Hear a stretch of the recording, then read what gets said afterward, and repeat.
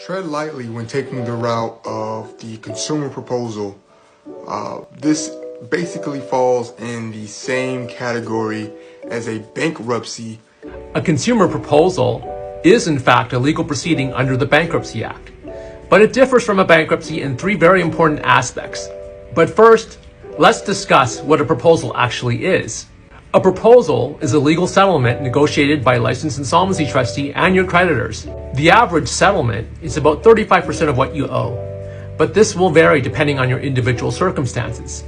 The settlement can be paid in monthly payments over up to 60 months. Now, let's look at the differences between a bankruptcy and a consumer proposal.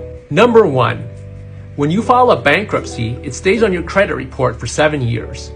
Any subsequent bankruptcies, such as second or third bankruptcies, will stay on your credit report for 14 years.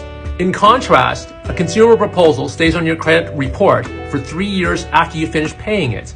So although you have up to 60 months to pay your proposal in full, the faster you could pay it off, the faster you could have it removed from your credit report. Number two, in a bankruptcy, you can only start rebuilding your credit after you've been discharged, and that could take 9 months at the minimum.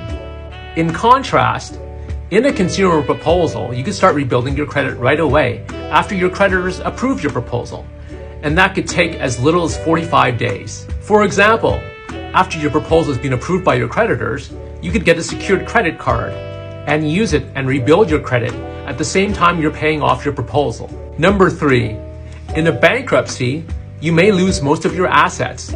The trustee will have to liquidate them and distribute the proceeds to your creditors. In a consumer proposal, however, you get to keep your assets. Any questions? Leave them in the comments.